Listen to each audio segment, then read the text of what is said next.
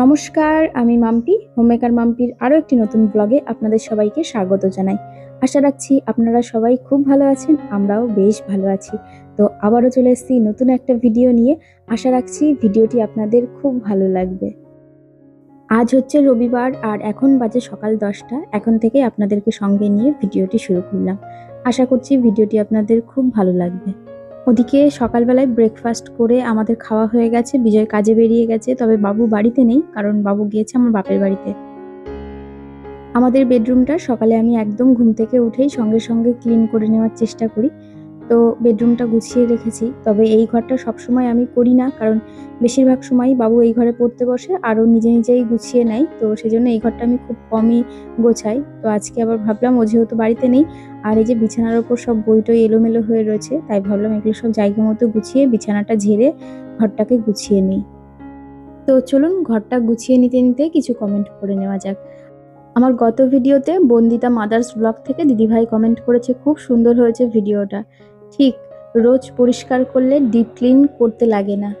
হ্যাঁ গো দিদিভাই, প্রতিদিন যদি আমরা ঘরের কাজগুলো একদম নিয়ম মাফিকভাবে করতে থাকি, তাহলে আলাদা করে আর দিন বের করতে হয় না ঘরবাড়ি ডিপ ক্লিন করার জন্য। মানে বেশিরভাগ সময়ই পরিষ্কার পরিচ্ছন্ন থাকে ঘরবাড়ি। আর দেখবে অনেক দিন জমা করে রেখে দেওয়া কাজগুলো যদি মনে করি ওই কর্নারটা আমি 7 দিন পর বা 10 দিন পর বা 1 মাস পর করব, তাতে কি হয়, সময়টাই পাস হয়ে যায় আর মাথার উপর একটা বোঝাও থাকে, এই ওটা করতে হবে করতে হবে। তার থেকে একটা টাইম অনুসারে করে নেওয়াই সব থেকে ভালো আমার মনে হয়। আমি তো প্রতিদিন 30 মিনিট থেকে 45 মিনিট মতো এক্সট্রা রেখে দিই ঘরের কিছু এক্সট্রা কাজ করার জন্য। সত্যি বলতে প্রতিদিন প্রত্যেকটা ফার্নিচার মোছার প্রয়োজন পড়ে না, অল্টারনেটভাবে করলেও খুব ভালো থাকে। যেমন ধরুন এই যে কম্পিউটার টেবিলটা রয়েছে, আমি এটা কিন্তু প্রতিদিন ক্লিন করি না, তবে এই যে আজকে করছি প্রায় 3-4 দিন পরে, আর বেশ ধুলোও পড়েছে কিন্তু। আসলে যখন বাবু এই ঘরে পড়তে বসে তখনও আমাকে এই সব কাজগুলো করতে দেয় না, সেই কারণে করা হয় না। আর আজকেও যেহেতু নেই, সেই জন্য আজকে একটু পরিষ্কার করে নিচ্ছি। বেশ ধুলো পড়েছিল, হয়তো ক্যামেরাতে সেইভাবে বোঝা যাচ্ছে না, সামনের থেকে দেখালে হয়তো বুঝতে পারতেন।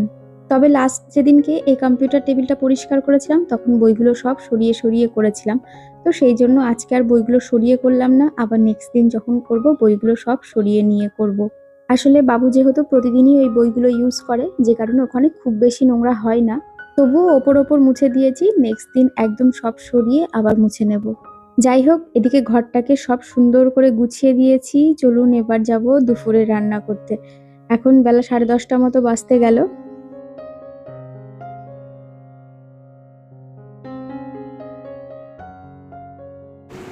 হাই, আজ হচ্ছে রবিবার আর এখন বাজে সকাল 10:30। তো আমি এইমাত্র ঘর দোর সব গুছিয়ে টুছিয়ে পরিষ্কার করে এলাম। সকালে ব্রেকফাস্ট করে বিজয় কাজে বেরিয়ে গেছে, বাবু বাড়িতে নেই, বাবু গিয়েছে বাপের বাড়িতে একটু, যদিও বিকেলে চলে আসবে, কারণ বিকেলের পড়ার রয়েছে, দুটো পড়ার রয়েছে পরপর।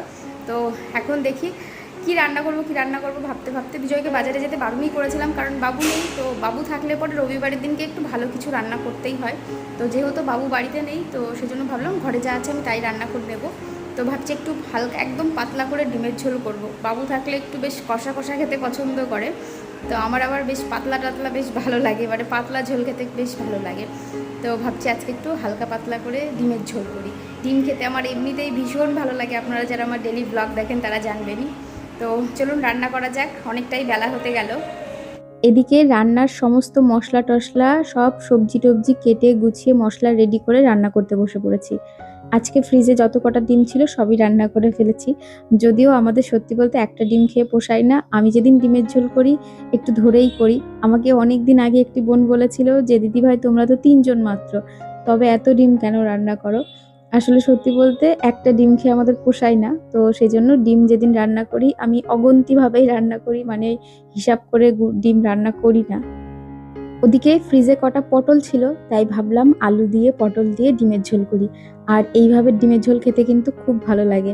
প্রথমেই ডিমটা ভেজে নিয়েছিলাম, তারপরে আলু আর পটলটা হালকা করে ভেজে তার উপরে পেঁয়াজটা দিয়ে দিচ্ছি কুচিয়ে।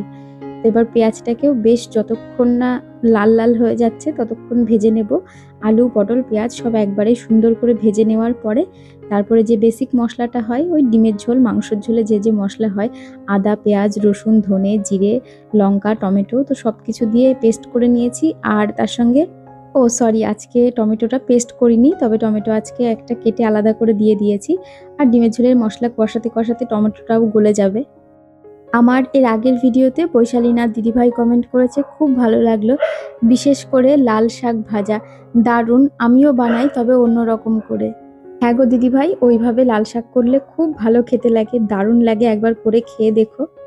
আর আমার গত ভিডিওতে আয়ুষ পাল অ্যাকাউন্ট থেকে একটি বোন কমেন্ট করেছে, তো সে লিখেছে, দিদি আমি আসাম থেকে বলছি, আমার নাম সুইটি, আমার তোমার ভিডিও খুব ভালো লাগে। Thank you deer.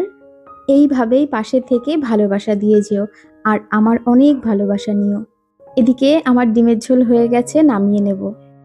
আর এদিকে রান্নার পরে বাসন মেজে রান্নাঘরটাকেও খুব ভালো করে পরিষ্কার পরিচ্ছন্ন করে নিয়েছি। আর এবার যাব আমি স্নান করতে। তো চলুন স্নান টান করে খাওয়া দাওয়া করে পরে আবার আপনাদের সামনে আসছি।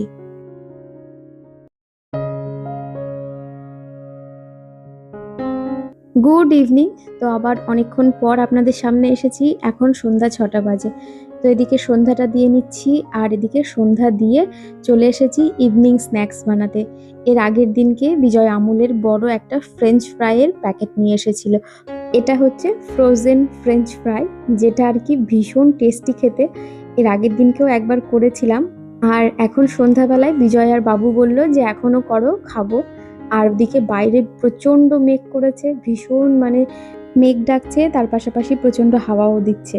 আর এটা হচ্ছে আদর্শ টাইম, এই টাইমে বেশ ভাজাভুজি খেতে ভালো লাগে। তবে আজকে ফ্রেঞ্চ ফ্রাইটা করব আমি এই যে আগারোর যে এয়ার ফ্রায়ারটা রয়েছে এর মধ্যেই করব। আর এয়ার ফ্রায়ারের মধ্যে ফ্রেঞ্চ ফ্রাই বলো বা যে কোনো জিনিস করতে গেলে একেবারেই তেলের প্রয়োজন পড়ে না, আর ভীষণ হেলদিভাবে যে কোনো ভাজাভুজি বা যে কোনো জিনিস তৈরি হয়ে যায়। আর এই আগারোর এয়ার ফ্রায়ারটি নেওয়ার পরে আমার হাতের কাজ এত সহজ হয়ে গেছে, আর হেলদিভাবে যে কোনো খাবার খেতেও পারি। এই ফ্রেঞ্চ ফ্রাইটা তেলে ডিপ ফ্রাই করতে গেলে কতটা তেল খাওয়া হতো, তবে দেখুন এয়ার ফ্রায়ারে কত সুন্দর পারফেক্ট একেবারে ফ্রেঞ্চ ফ্রাই হয়েছে। এই এয়ার ফ্রায়ারটি যদি আপনারা পারচেস করতে চান, আমার ডিসক্রিপশনে লিঙ্ক দেওয়া থাকবে, আপনারা চাইলে ওখান থেকে বাই করতে পারেন। এদিকে আমার ভীষণ টেস্টি ফ্রেঞ্চ ফ্রাই রেডি হয়ে গেছে, তার সঙ্গে একটু কেচাপও দিয়ে দিয়েছি। তো চলুন, এরকম মেঘলা ওয়েদারের মধ্যে, এত সুন্দর ঠান্ডা ওয়েদারে আমরা এখন ফ্রেঞ্চ ফ্রাই এনজয় করি। এখানে এতগুলো ফ্রেঞ্চ ফ্রাই রয়েছে, তা সত্ত্বেও আমি আরও এক ব্যাচ করেছিলাম। যাই হোক, নিমিষেই একেবারে শেষ হয়ে গেছিলো, যেহেতু ওরা খেতে খুব ভালোবাসে। এদিকে বাইরে দেখতেই পাচ্ছেন কতটা মেঘ ঝিলকাচ্ছে।